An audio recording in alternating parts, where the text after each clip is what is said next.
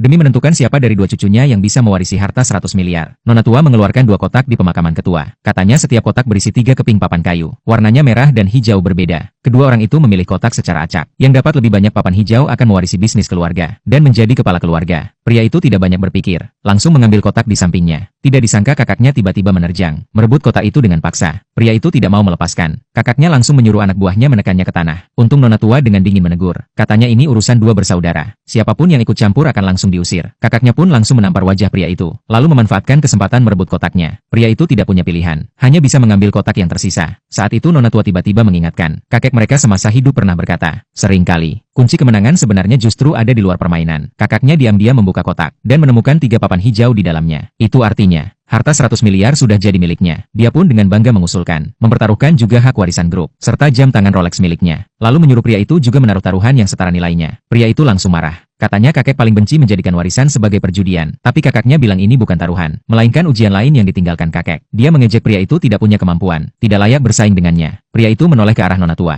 memohon agar aturan tambahan yang konyol itu dibatalkan. Namun kakaknya mencibir dan berkata, keadilan itu hanya diidamkan oleh orang lemah. Mendengarnya pria itu langsung naik pitam, melepas jam tangannya dan meletakkannya di meja taruhan. Bersumpah akan bertarung sampai akhir. Nona tua melihat keduanya sepakat dengan aturan tambahan ini, lalu menambahkan satu aturan lagi. Sebelum dupa habis, mereka harus menentukan pemenangnya. Kalau tidak ada yang bisa mewarisi perusahaan. Setelah itu, Nona tua mengumumkan dimulainya permainan. Tapi kakaknya mengejek jam tangan pria itu cuma barang murahan dari pasar. Mana bisa dibandingkan dengan Rolex miliknya. Kalau pria itu tidak bisa mengeluarkan taruhan yang sebanding, maka lebih baik segera menyerahkan hak warisan. Istri pria itu mencoba menenangkannya. Tapi pria itu melihat perut istrinya yang sedang hamil. Menggertakkan gigi dan menyuruh istrinya mengambil kunci mobil, lalu meletakkannya di atas meja taruhan. Kakaknya melihat pria itu tidak mau kalah, lalu memutuskan menambah taruhan lagi. Mengambil dana proyek perusahaan sebesar 1 juta. Wajah ayah mereka langsung berubah. Marah besar karena dia bertaruh nyawa pakai dana perusahaan. Tapi dia sangat percaya diri. Merasa kali ini pria itu pasti kalah. Bahkan mengeluarkan surat pernyataan melepaskan warisan di depan umum. Menyuruh pria itu menandatangani dan menyerah. Saat semua orang menahan napas, istri pria itu kembali menaruh kunci rumah baru mereka di meja taruhan. Menunjukkan dukungan penuh untuk suaminya. Kakaknya akhirnya panik. Dia mulai mengobrak-abrik saku untuk menambah taruhan. Tapi baru sadar, satu-satunya aset berharga yang dia miliki adalah villa di pinggiran barat. Tapi kunci villanya tidak dia bawa. Wajahnya langsung pucat. Saat semua orang mengira dia akan menyerah, kakak ipar mereka tiba-tiba datang ke tempat kejadian.